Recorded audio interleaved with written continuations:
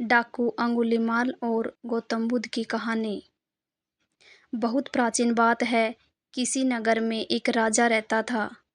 राजा बिंबिसार के राज्य में एक व्यक्ति को लोगों ने इतना परेशान किया कि वह इन सब से परेशान होकर जंगल में चला गया और उसने प्रण किया कि वह 1000 लोगों को मार डालेगा।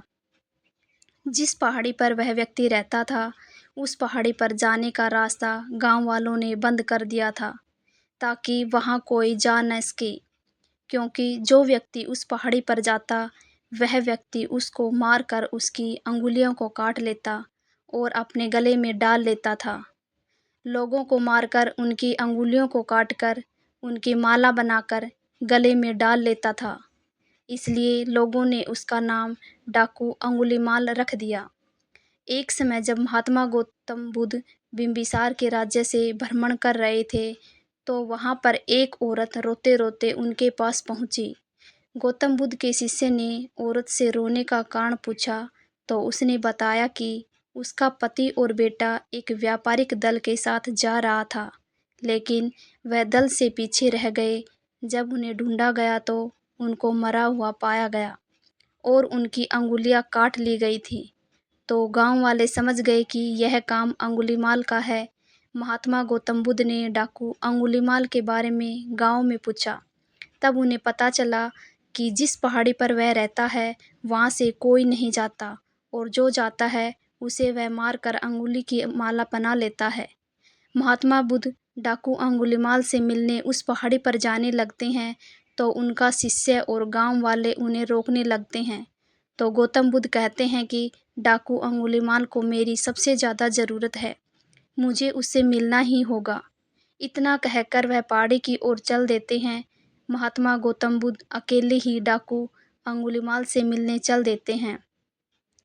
पहाड़ी पर पहुंचते ही वहां पर उन्हें तलवार लिए डाकू अंगुलीमाल मिल जाता है। वह गौतम बुद्ध से कहता है कि हे सन्यासी, वहीं रुक जाओ, आगे मत बढ़ना, वरना मैं तुम्हें मार दूंगा। यह बात सुनकर भी महात्मा बुद्ध नहीं रुकते और डाकू अंगुलीमाल के पास जाकर उससे भिक्खु बोलते हैं। तो वह और भड़क जाता है और बोलता है कि तुम्हें अपने प्राणों का मोह नहीं है, मैं अभी तुम्हें मार दूंगा। गौतम बुद्ध उससे पूछते हैं कि तुम ऐसा क्यों करते हो, इन बेगुनाह लोगों को क्यों मारते हो? तो डाकू अंगुलीमाल बोलता है कि तुम्हें नहीं पता इन लोगों ने मेरे साथ क्या किया है। मेरा प्रण है कि मैं 1000 लोगों को मार दूंगा। गौतम बुद्ध उससे बोलते हैं कि तुम इस पेड़ की एक टहनी काटो। तो वह पेड़ की टहनी को काट देता है और गौतम बुद्ध की तरफ देखता है। फिर महात्मा बुद्ध बोलते हैं कि अब इस टहनी को वापस इस पेड़ से जोड़ दो और वैसा ही कर दो जैसा ये पहले था। तो डाकू अंगुलीमाल कहता है कि पागल हो क्या, सन्यासी, ऐसा थोड़ी ही हो सकता है। गौतम बुद्ध डाकू अंगुलीमाल से कहता है कि काटना बहुत सरल है, जोड़ना बहुत मुश्किल होता है। तूने 999 को काट दिया, अब एक को जोड़ के बता, क्या ऐसा कर सकते हो? गौतम बुद्ध उससे कहते हैं कि जब तुम इसे लगा नहीं सकते हो, तो तुम्हें इसे काटने का भी अधिकार नहीं है। इसी तरह जिन लोगों को तुमने मारा है, क्या तुम उन्हें वापस जिंदा कर सकते हो? डाकू अंगुलीमाल सर झुकाकर निरंतर खड़ा रहता है। अब उसे समझ आ गया था कि वह क्या कर रहा था और वह गौतम बुद्ध के पैरों में गिर जाता है। वह कहता है कि मैंने ये क्या कर दिया, मुझे मेरे कर्मों से अवगत कराने वाले प्रभु, आप कौन हो?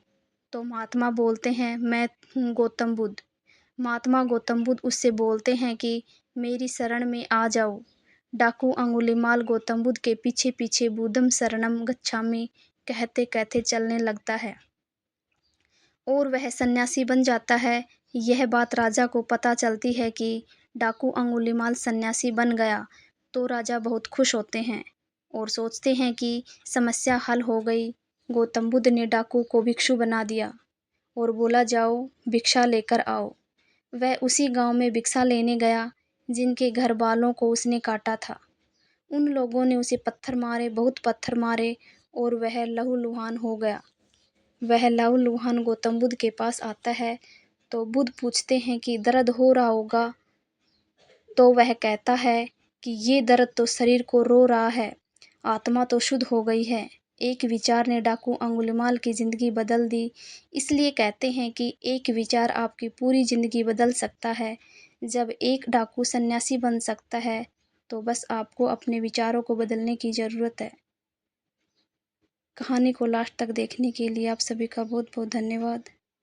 अगर कहानी पसंद आई हो तो चैनल को सब्सक्राइब करना, वीडियो को लाइक करना और शेयर करना ना भूलें। Thank you.